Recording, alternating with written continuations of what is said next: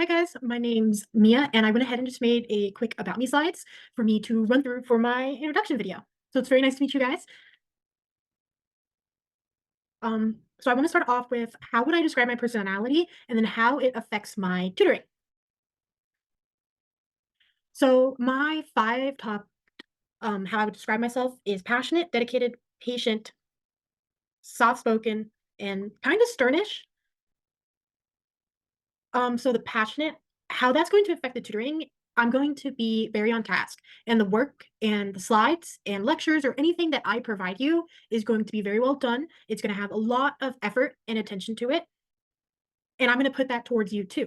You're going to have my full undivided attention. I'm going to be able to answer questions when we're not on the meeting, and I'm gonna be very communicative and expressive. And then I'm also very passionate about the subjects that I chose, especially when it's coming to topics like psychology and social sciences. That is my passion. I absolutely love it. My career goal is actually to become a adolescent therapist, and that's one of the reasons why I am doing tutoring right now while I'm getting my undergraduate and then when I get my master's, so then I can start having practice working with sort of adolescents and emerging adulthoods, especially helping them manage their academics. And so then my second one is dedicated, kind of similar to the passionate in how it's going to manifest in my tutoring. But I'm also, since I'm so dedicated, I'm not going to quote unquote give up on you.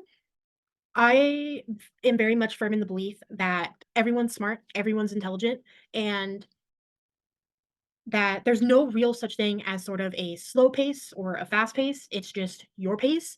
And because of that dedication that I have to helping people, to tutoring people, I'm not going to be pressuring you to move at any other pace but your own.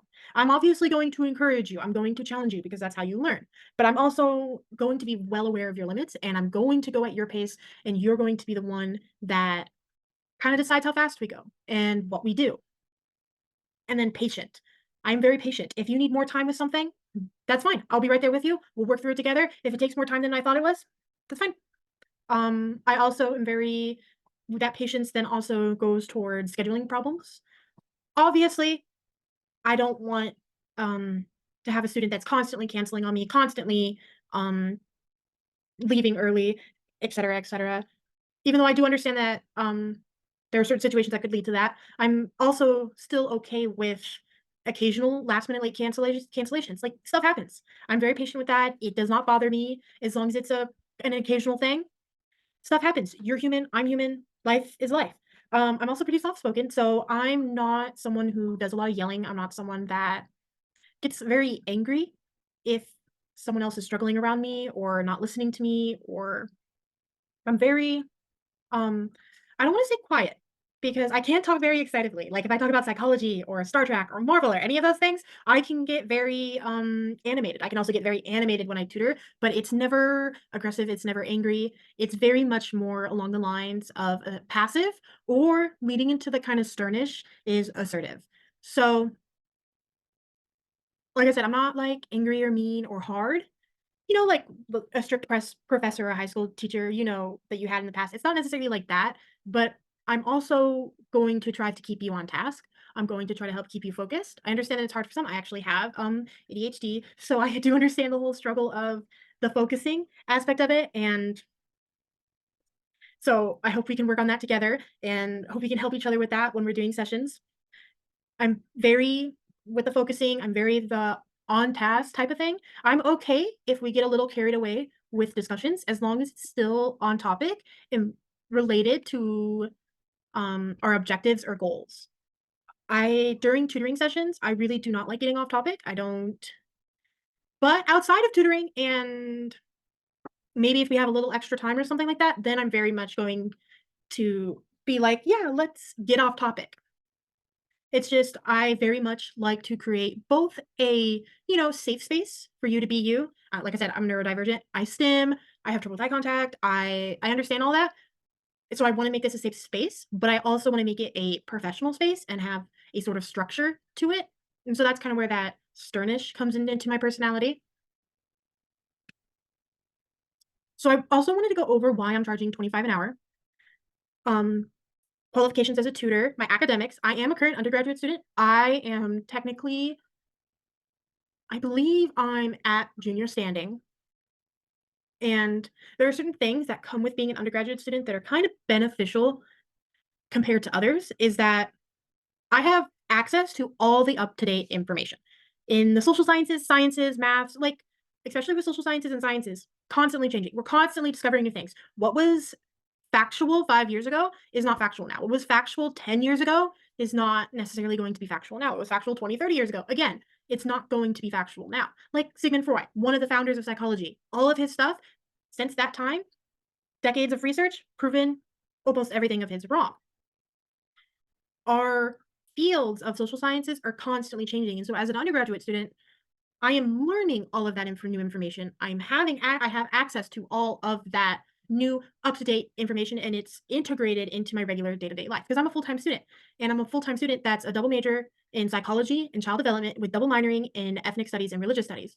So that means almost my entirety of my course load, especially as someone who's pretty much at junior standing, is in social sciences. I am constantly delving into all sorts of different social sciences topics, such as topics like anthropology, indigenous history, world history, modern world history, US history, developmental psychology, abnormal psychology, cognitive psychology, human sexuality, gender studies, how religion impacts our government and politics, different.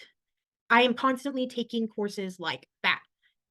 And I'm also personally a very research type of person. I am constantly always on my phone or on my laptop, like making sure and double checking what my teachers are putting to make sure that I have the update information. I'm always citing my sources.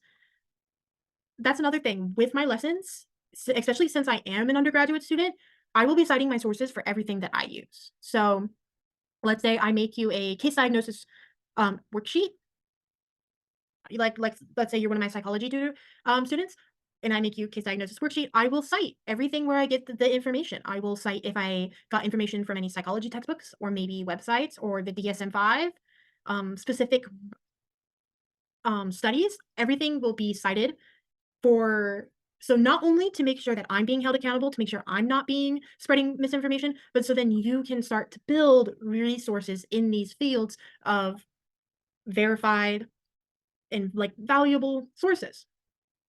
I also have a 3.6 GPA with an A average in all social science courses. So yeah, and then this demonstrates my ability in general to pass college courses. Most of my classes are A's and B's. I only have, I believe, 2 C's, 1-ish, 2-ish. I think it's 2 C's, and those 2 C's are in, physical science courses, um, like, geology, the same geology.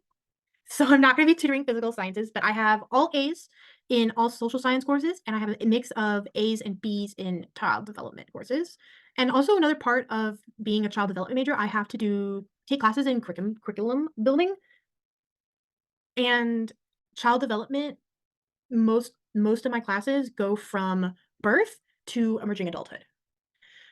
So I took actually a curriculum class recently, and it was titled Programming Curriculum of Young Children, but we actually went up to building curriculum up to high schoolers. And then my basic child development and growth course went all the way to emerging adulthood. So I do have a little bit more general knowledge in compared to the average person of just different ways to teach things, different and how to build curriculum. I have a little bit more experience with that, not only in-person type of physical experience with my 3 years of tutoring experience, but also more of an educational I've taken classes on it, sort of official professional, um, education on curriculum building. And then also I was a substitute teacher's aide, so I have a little bit more in-classroom experience and again, more curriculum building experience. So I do have a better general knowledge of especially if you're taking me to pass courses in high school or college, I do have more of a general knowledge of what is considered on par, on course for, I wanna say the majority of the states, in the United States, and then I also have access to a lot of resources where I can access, all the educational goals for other countries too, to make sure. And I have been taught a lot of evaluation, how to evaluate, etcetera, etcetera. And so I also want to talk about what does being my student look like? I'm very client orientated, so I always like to have our first session mostly be us sitting down and working out your goals and your needs. So, are you asking me to tutor because you need homework help? Are you asking me to tutor you because you're interested in this subject? Like, you're not taking necessarily any classes, you're just interested in the subject? Or are you taking a specific class? Like, let's say you're taking a developmental psychology class and you want me to follow along on that class?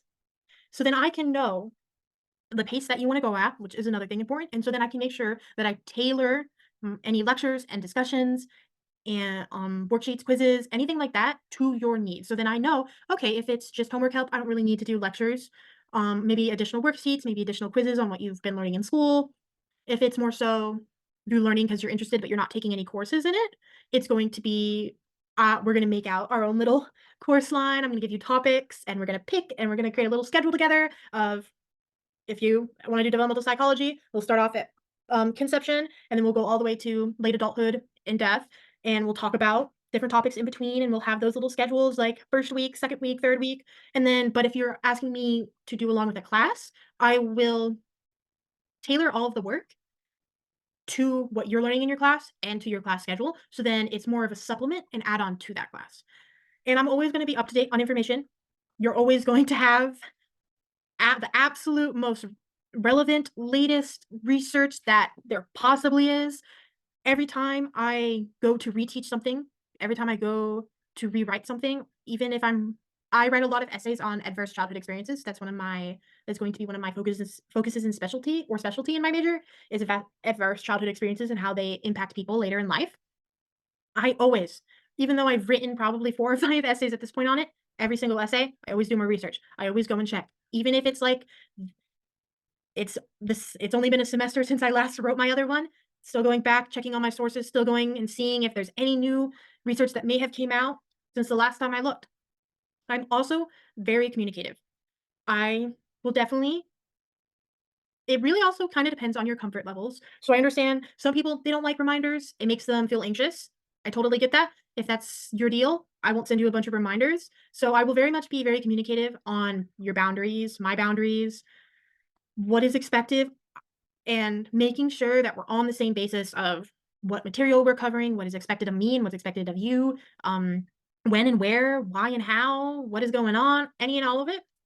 I also am very, kind of mentorship. I've been told that I'm very friendly as a, sort of educator, tutor, because I started really doing this stuff back in high school, and I have found that I kinda do take on the role of a mentor when I tutor students, because I do take more of a holistic approach. Because like I said in the beginning, I am very, let's stay on topic, but I also, again, being in the psychology field and specializing in adverse childhood experiences, I also understand that there are certain things that happen in life that can make it very hard to learn. Certain situations that can make it super difficult to learn, and that's why I take a holistic approach so then I can accommodate that.